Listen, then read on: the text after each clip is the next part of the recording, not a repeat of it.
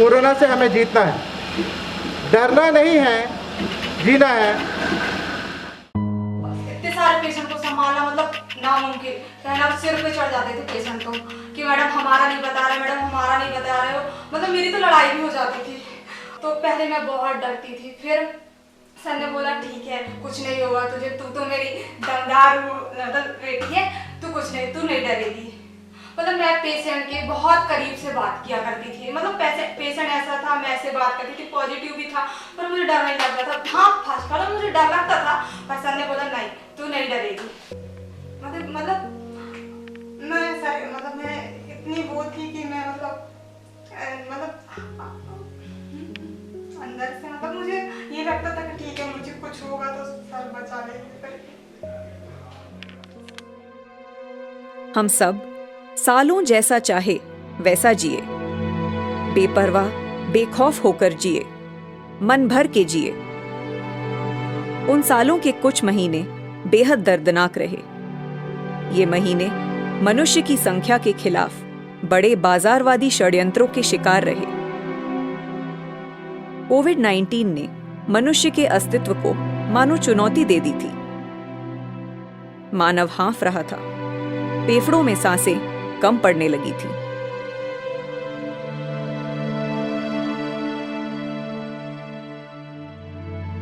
इस अंधेरे समय में एक डॉक्टर योद्धा मौत के भय से मुक्त कराने, जीवन के फेफड़ों में उम्मीद की सांसें भरने के लिए तैयार हो रहा था। उन दिनों फिक्र शमशानों की तरफ ले जा रही थी, जहां हाथ कम पड़ रहे थे लाशें उठाने के लिए। तब एक डॉक्टर निर्भीक, शांत और निर्विकार भाव से कवच कुंडल की शक्ल में पीपीई किट पहने उस चक्रव्यूह में प्रवेश कर रहा था जहां सिर्फ मौत का भय था।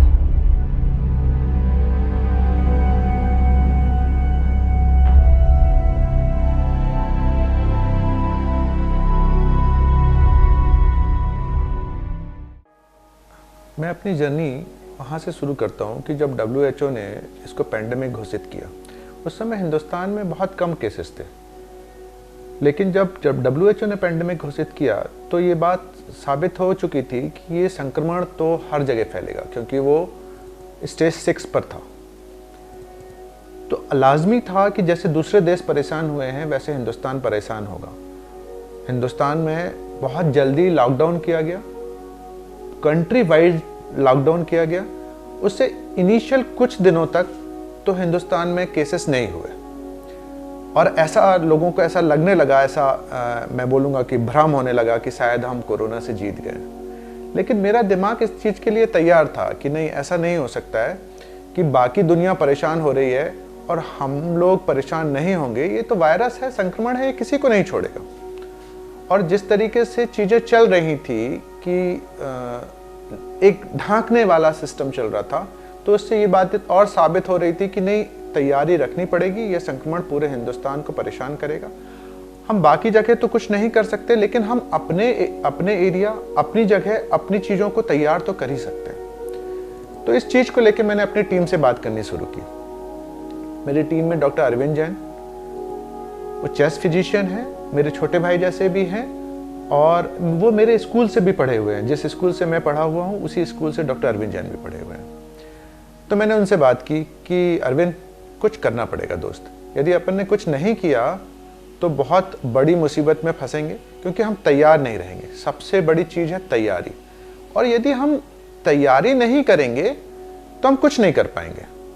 और यार, ये युद्ध ऐसा है कि यदि इस युद्ध में बिना लड़े हार मान ली तो फिर इतने साल जिस चीज़ के लिए प्रैक्टिस की है, जिस चीज़ के लिए ट्रेंड हुए हैं, वो बेकार हो जाएगा। तो इतनी आसानी से तो हम लोगों को मरने नहीं दे सकते।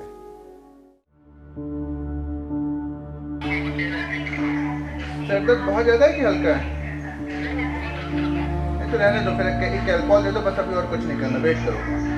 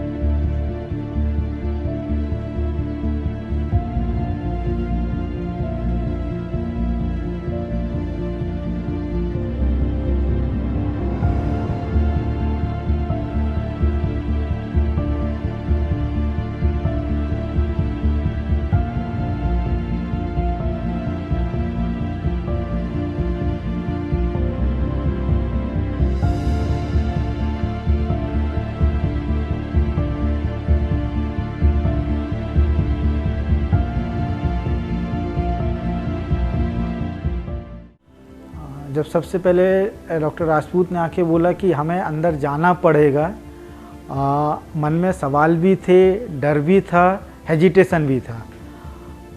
उनका एक लाइन थी दैट वाज अफेक्टेड मी कि Arvind, we will create history, this is going to be a history कि हमने आगे जाके कैसा काम किया।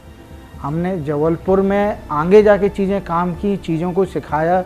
लोगों में जो मेन डॉक्टर्स में जो एक डर था कि इसको आगे जाके काम नहीं करना है, फ्रंट में जाके काम करना, ये सिर्फ उनने सिखाया और चीज़ें आगे आई और आज सभी लोग उस चीज़ को फेस कर रहे हैं। जब हम सबसे पहले दिन वार्ड में अंदर गए थे, अंदर पीपी किट में अंदर बंद होके गए और जो समझे पेशेंट जो देखा तो सारे पेशेंट की आंखों में एक डर था। मेरे सीनियर डॉक्टर शैलेंद्र राजपूत ने मन में सवाल थे कि हम इस ट्रीटमेंट को ऐसे शुरू करेंगे। डॉक्टर शैलेंद्र ने सबसे पहले पेशेंट से बोला कि कैसे लग रहा है। ट्रीटमेंट देने के पहले सबसे पहले जो 2 मिनट का एक पेशेंट से बातचीत का ढंग था कि पेशेंट को पहले कंफर्टेबल फील कराना है, फिर आगे की चीज़ें करनी है। एक जो पहला ज्ञान था कि हमें बीमारी को नहीं, पेशेंट की साइकोलॉजी को ट्रीट करना है, वो सबसे ज़्यादा ज़रूरी है। ट्रीटमेंट प्रोटोकॉल बाकी सारी चीज़ें तो रहेंगी। जब पेशेंट से बात करते करते जो पेशेंट की आंखों में जो डर था, मैं उस चीज़ को सिर्फ इतना ही कहूँगा कि मेरी आंखों में सिर्फ आंसू थे, क्योंकि पीपी किट में थे, चश्मे के अंदर थे, तो उस चीज़ को हम नहीं कह सकते। मन का डर, बाकी सारी चीज़ें थी, लेकिन जब डॉक्टर शैलेंद्र राजपूत को बात करते देखा तो उस चीज़ में एक कॉन्फिडेंस आया कि नहीं, हम ये चीज़ आगे कर लेंगे। फिर हम वेट कर रहे थे, वेट के अलावा कोई चारा नहीं था, क्योंकि इनिशियल डेज में संक्रमण इतना ज़्यादा नहीं था, क्योंकि हम लॉकडाउन पीरियड में चल रहे थे, जो कि हमारे हिंदुस्तान में बहुत अर्ली लॉकडाउन किया गया था। तो हम एक लॉकडाउन पीरियड में चल रहे थे, तो संक्रमण उतना ज़्यादा नहीं था। हर किसी को ट्रेस किया जा रहा था और ट्रेस करके हर किसी जो भी संदिग्ध थे उनको क्वारंटाइन किया जा रहा था। तो संक्रमण की दर बहुत निम्नतर स्तर पर थी।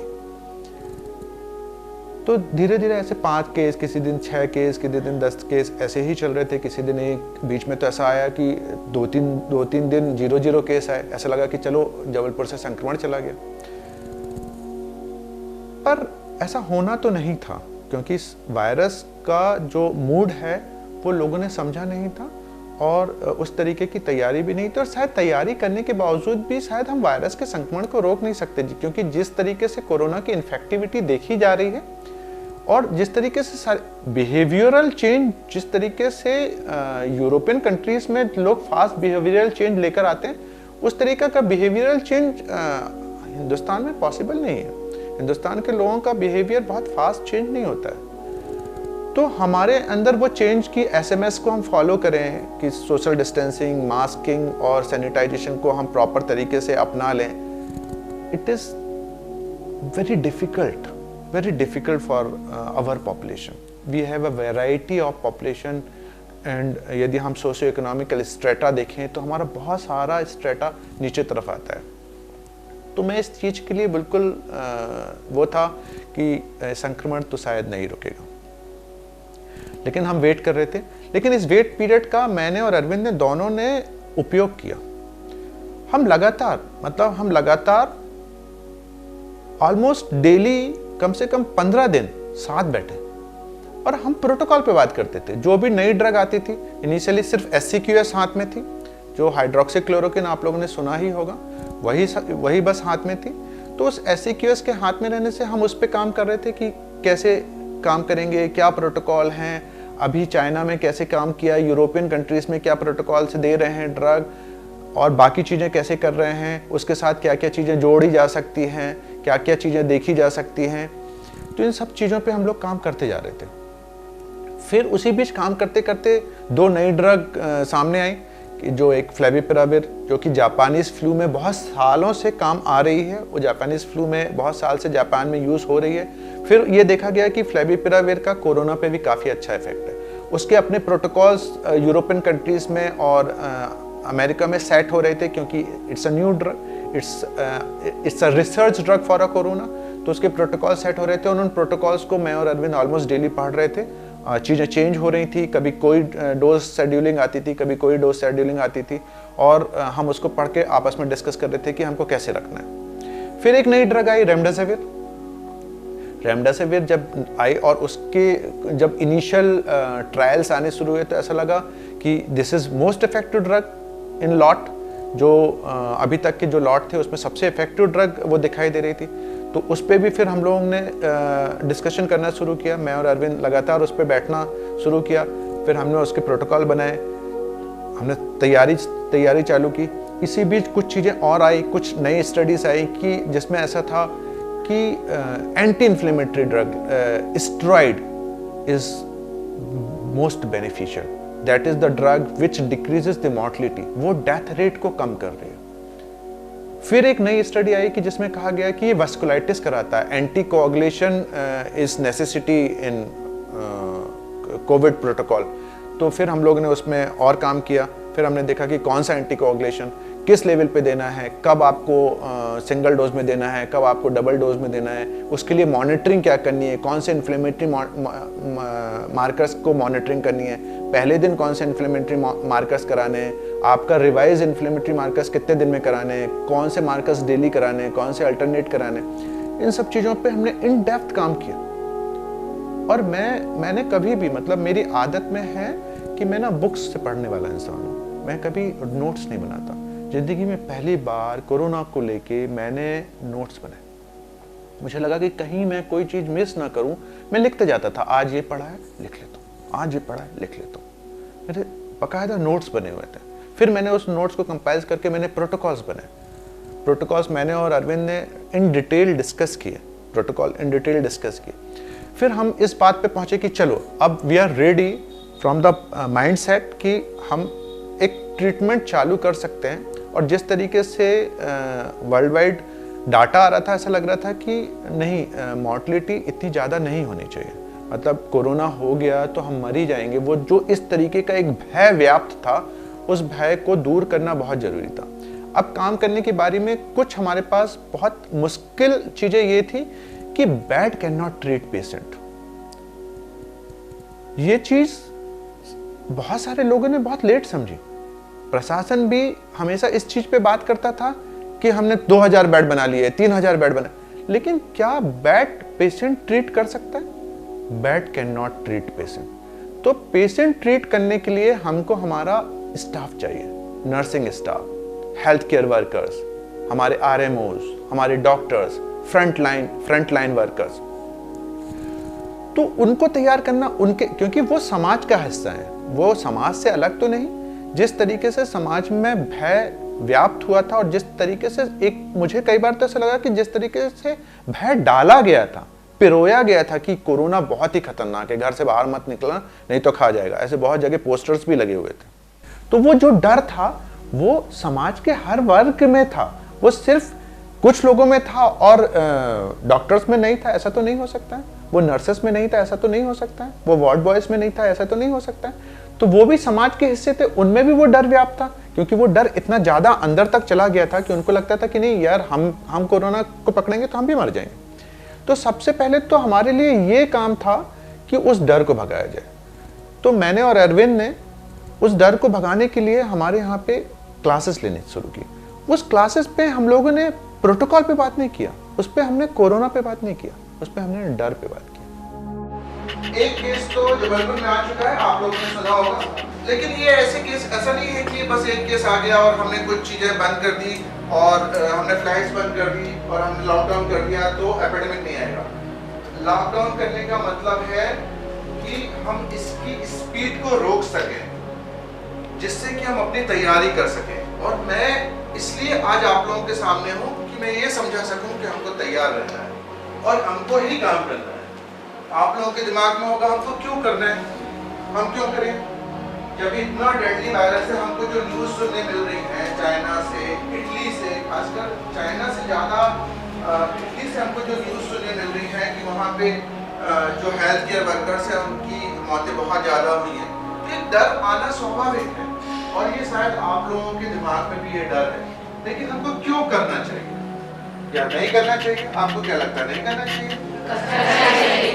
तो ऐसा है कि जैसे यदि किसी के दिमाग में है कि हमको नहीं करना है, हमारा भी परिवार है ना, अभी मुझे किसी ने थोड़ी देर पहले बोला था कि सर हमारा भी तो परिवार है, तो मेरा बोलना है कि हमको उनके लिए ही करना है, हमारे परिवार के लिए ही करना है।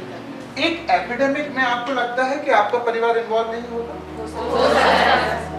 तो जिस दिन आपका परिवार का कोई सदस्य इन्वॉल्व होगा, आप उसको किसी और हॉस्पिटल भेजना प्रेफर करोगे कि आप अपने आंखों के सामने खुद ट्रीट करना प्रेफर करोगे?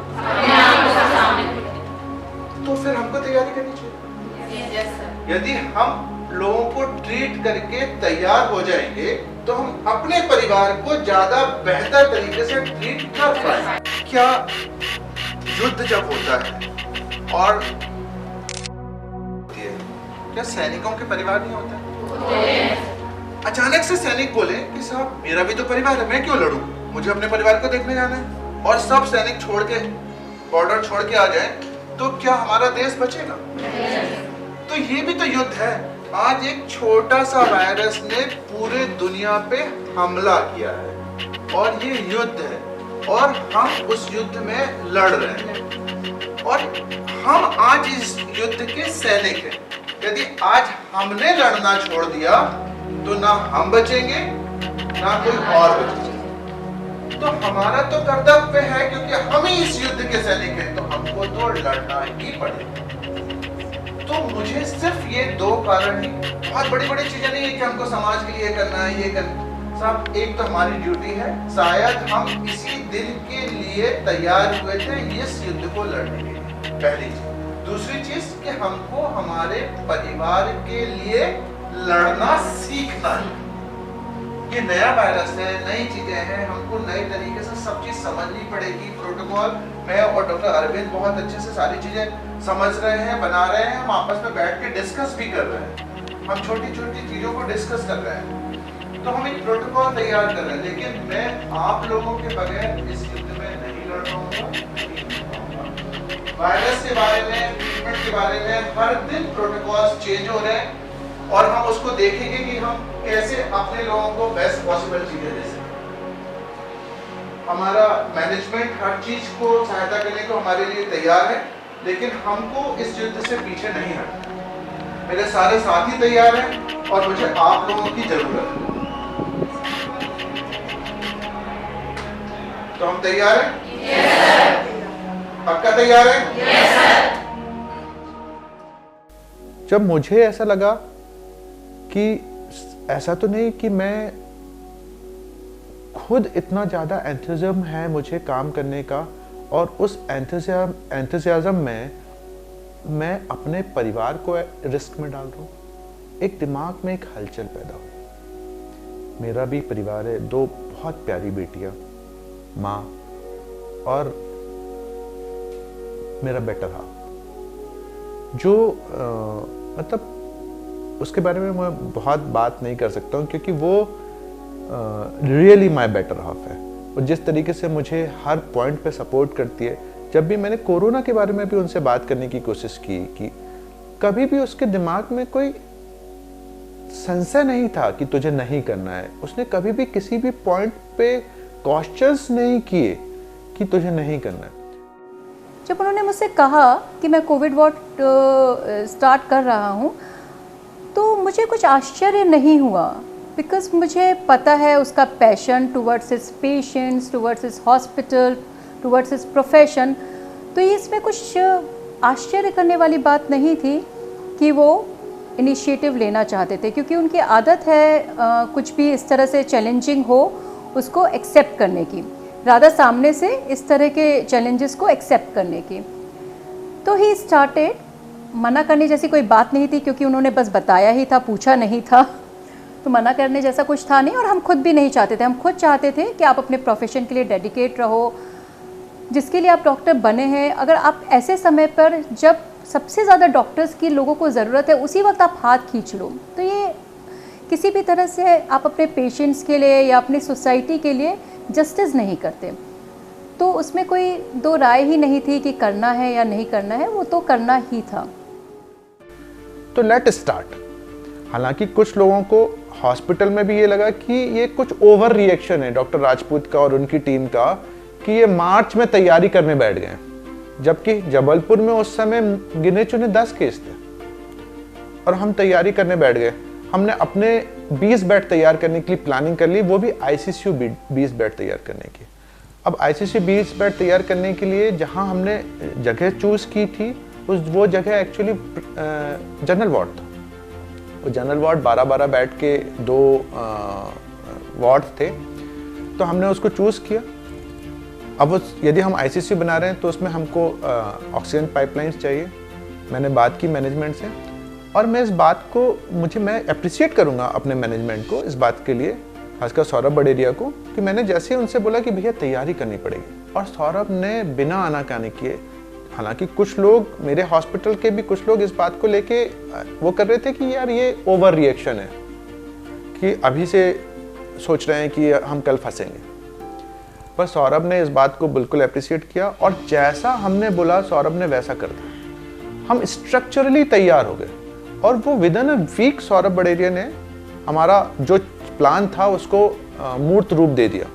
डॉक्टर राजपूत रोज़ नई नई स्टडी आ रही थी, और डॉक्टर राजपूत हमको कभी नई दवाइयाँ, कभी नई फार्मेसी, कभी नए इंजेक्शंस या नई स्टडी के हिसाब से आने वाले समय में कुछ जो भी डिमांड करते थे। हम लोगों की केवल मैनेजमेंट की एक स्ट्रेटजी थी कि डॉक्टर राजपूत को किसी भी चीज़ के लिए ना नहीं होना चाहिए, चाहे हमें कहीं से वो चीज़ ला के देनी पड़े, लेकिन मरीज के लिए ज़रूरी है, क्योंकि ना कहने से डॉक्टर राजपूत के चेहरे पे तनाव आ जाएगा, वो चिंता में ग्रसित हो जाएंगे। हमारा था कि हम 100% अपना सपोर्ट करें, 1000% सपोर्ट करें, हमारी टीम, हमारे स्टाफ, और उनको कोई चीज़ के लिए ना हो, और एक कोशिश करें, ये चेज़ किया, भगवान की कृपा से हम वो चीज़ें कर पाए, और उनको जो भी संसाधनों की आवश्यकता थी, जैसे भी सहयोग की आवश्यकता थी, उस टीम के लिए जो भी आवश्यकताएं पूरी करना पड़े वो हम लोगों ने जी जान से पूरी की। चाहे इंडिया और इंडिया के बाहर से कुछ चीज़ें लेके आनी पड़ी तो लेके आए, चाहे वो HFNO का मामला था, वेंटिलेटर्स के मामले थे, या इंजेक्शन थे, या स्टाफ था, या ट्रेंड स्टाफ की बात हो रही थी, हर तरीके से वो पूर्ति करना थी, क्योंकि हमारे ना कहने से उनके ऊपर चिंता आती है। वैसे ही वो इतने तनाव और चिंता में थे मरीजों के लिए, तो हम नहीं चाहते थे कि हमारे किसी नासन को चिंता हो, क्योंकि कोविड इज जो disease is a new disease and it is a communicable disease, तो हम उसको बाकी पेशेंट्स से उसको सेग्रीगेट करना पड़ता है, ये हमको समझना था। तो हमारे लिए हर चीज़ ऐसे सेग्रीगेशन की, हमारा पेशेंट का रूट कैसा होगा, हम कहाँ से जाएंगे, हम अपना पीपी कहाँ पहनेंगे, डॉनिंग एरिया क्या होगा, डॉफिंग एरिया क्या होगा, एक रूट बनाना पड़ता है, एक स्ट्रक्चरल रूट तैयार करना पड़ता है। तो उस रूट को तैयार करने के लिए हमने एक प्रोटोकॉल सेट किया, और उस रूट को हमने तैयार करके अपने एरिया को तैयार करके रख लिया। यह डॉक्टर अपनी ओपीडी में एक सिद्ध पुरुष की तरह दवाइयों की शक्ल में कागजों पर लगातार महामृत्युंजय जैसा कोई मंत्र लिख रहा था, और जानें बच रही थी। कोविड के समय हमारे पास पेशेंट आते थे, कुछ भर्ती होने के लिए, कुछ डॉक्टर को दिखाने के लिए। सर, जो पेशेंट डॉक्टर को दिखाने के लिए आते थे, उन पेशेंट्स के लिए और भर्ती वाले मरीजों के लिए हमने डॉक्टर शैलेंद्र राजपूत सर की मदद से एक कोविड किट तैयार किया था। सर ने हमको बताया कि ओपीडी पेशेंट में अगर आते हैं दिखाने के लिए तो हमें क्या क्या दवाइयाँ देनी है और किस डोज में देनी है। ऐसे ही कैजुअल्टी में जो पेशेंट्स आते थे उनके लिए भी एक किट तैयार किया हुआ था।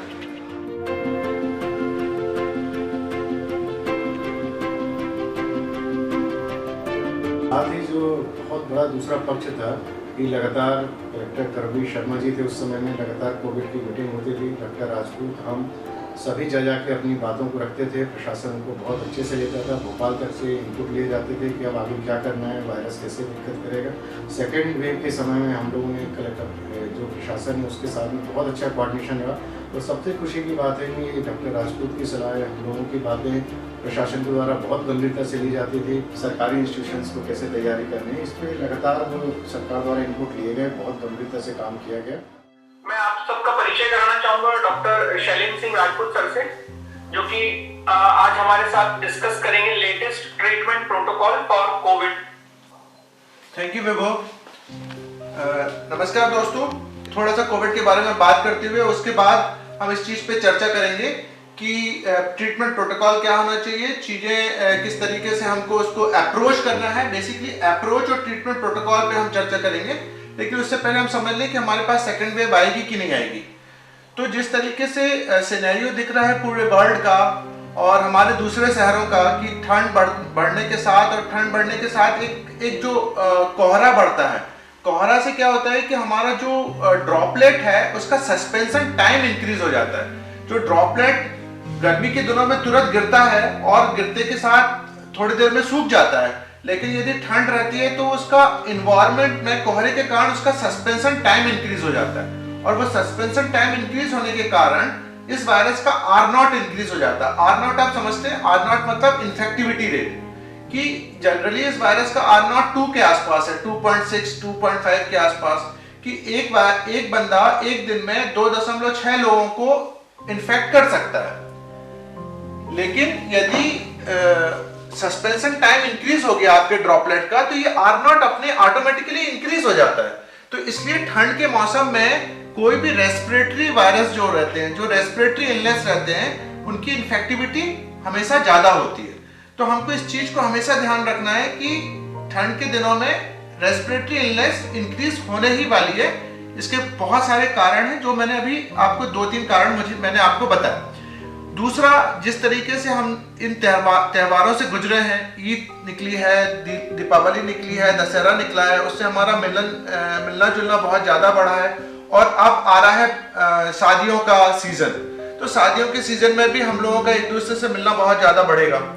तो ये जो भीड़ इकट्ठी हो रही है, मार्केट्स पूरे तरीके से खुल चुके हैं, ऑफिस पूरे तरीके से खुल चुके हैं, और अब ये सुपर इवेंट्स हो रहे हैं। मतलब जब हम एक साथ अलग अलग जगह के लोग एक साथ मिलते हैं तो उनको हम सुपर इवेंट्स कहते हैं।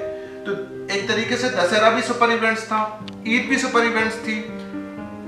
दीपावली जनरली आसपास के लोगों से ही मिलना होता है, दीपावली में बहुत बड़ा हुजूम क्रिएट नहीं होता है, लेकिन हम अपने घरों में बहुत सारे लोगों से मिलना जुलना होता रहता है। और अब सुपर इवेंट्स का सीजन आ रहा है, क्योंकि लगातार शादियां हैं। तो हम इन सुपर इवेंट्स को लेके हम तैयार रहें कि जिस तरीके से ये सुपर इवेंट्स हैं, हमारा संक्रमण हमारे सिटी में, हमारे प्रदेश में बढ़ने ही वाला है। जहां कहीं जरूरत पड़ी, कभी अकेले, कभी पूरे दल बल के साथ, यह योद्धा घर घर पहुंचा, शहर से गांव तक पहुंचा। हमारी टीम को ये बात समझ में आई कि अब हम लोगों को गांव की तरफ ध्यान देना चाहिए, क्योंकि शहर को जब हम लोग देखते हैं, जब हम लोग ने डिस्कस किया, मेरे और अरविंद का डिस्कशन हमेशा चलता रहता है, तो शहर की तरफ जब हम लोग ने देखा कि शहर ऑलमोस्ट अपनी हर्ड इम्यूनिटी की तरफ आते जा रहा है, क्योंकि इन्फेक्शन रेट भी शहर में काफ़ी ज़्यादा हो चुका है, इम्यूनाइजेशन रेट भी काफ़ी ज़्यादा हो चुका है, वैक्सीनेशन के कारण हम नियर टू हर्ड इम्यूनिटी आ रहे हैं। तो हमारी टीम को ये लगा कि अब हमको गाँव की तरफ देखना चाहिए, गाँव को कैसे एम्फेसाइज किया जा सकता है, गाँव को कैसे बीमार होने से रोका जा सकता है, कैसे ठीक रखा जा सकता है। दोस्तों, एक बात तो मैं समझ सकता हूँ कि कोई भी एपिडेमिक ICU में नहीं जीता जा सकता। एपिडेमिक हमेशा घरों में ही जीते जा सकते हैं। लोगों को प्रिवेंशन सिखाया जा सकता है, उनको ट्रीट नहीं किया जा सकता। इतनी भारी मात्रा में लोगों को ट्रीट करने से हेल्थ फैसिलिटीज़ ओवरबर्डन होती है और वो टूट जाती है। तो यदि हम लोगों को प्रिवेंशन सिखाएंगे, उनको घर पे ही बेहतर रखेंगे और उनको बीमार होने से बचा पाएंगे, तभी हम इस एपिडेमिक को जीत सकते हैं। तो हमारी टीम का उद्देश्य ये है कि हम हर गांव तक एक जागरूकता अभियान को लेकर जाएं, और उस जागरूकता अभियान को हम इस तरीके से गांव में ले जाएं कि गांव के लोग उस चीज़ की महत्ता को समझें और ख़ुद को प्रिवेंट कर सकें और इस कोविड की चेन को तोड़ सकें। तो इस सिलसिले में जब हम लोग ने सोचा कि बेस्ट साधन और संसाधन क्या हो सकता है, तो हमको लगा कि जो गांव के लोकल प्रैक्टिशनर हैं, क्योंकि वो बहुत सालों से वहाँ काम कर रहे हैं, लोग उनकी बात सुनते हैं। आपका वार्ड हॉटस्पॉट घोषित कर दिया गया है।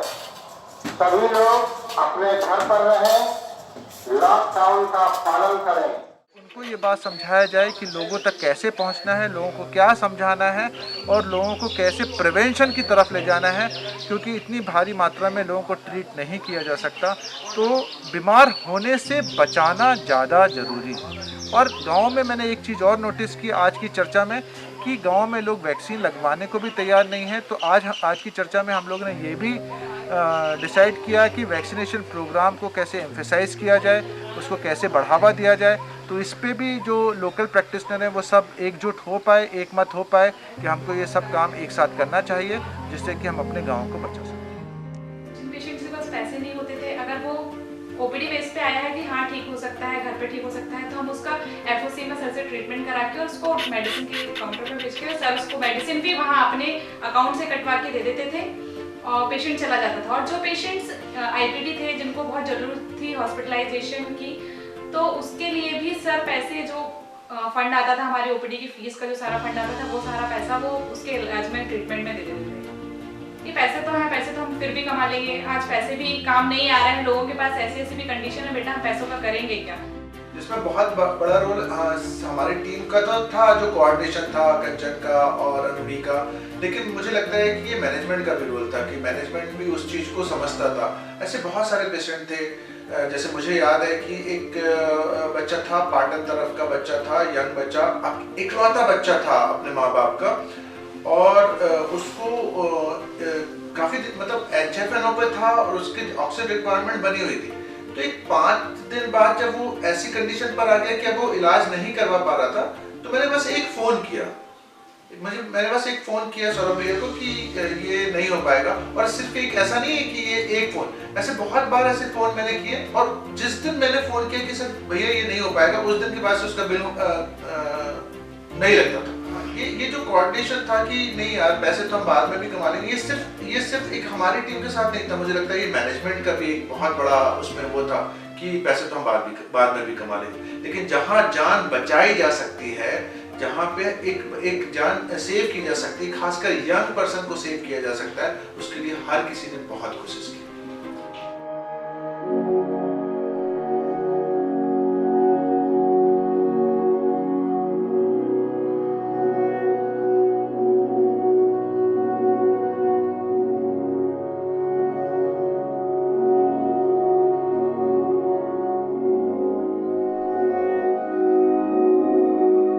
मेरे गाइड डॉक्टर शैलेंद्र सिंह राजपूत, उनको ये धन्यवाद देता हूँ कि कोविड में काम करने का उन्होंने मुझे मौका दिया। मुझे पहले नहीं लगता था कि मैं काम कर पाऊँगा, मुझे डर नहीं था कोविड में काम करने का, पर कॉन्फिडेंस नहीं था कि मैं काम कर पाऊँगा।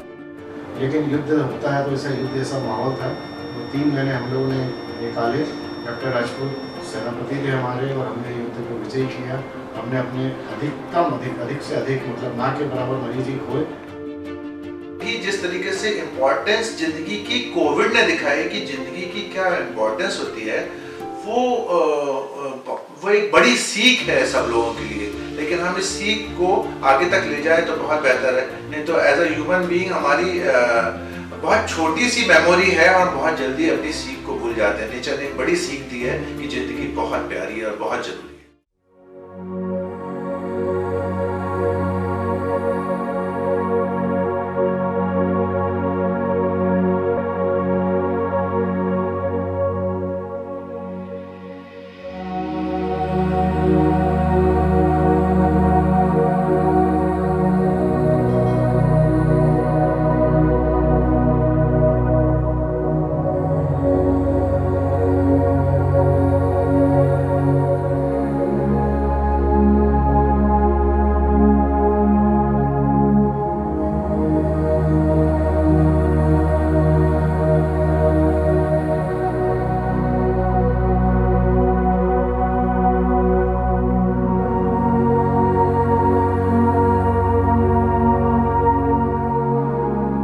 छोटे शहरों में रहते हैं बड़े दिल वाले लोग। वे डरते नहीं हैं तूफानों से, बाहों से खींचकर सीने से भींच लेते हैं हवाओं की तेज लपटों को और बर्फ कर देते हैं।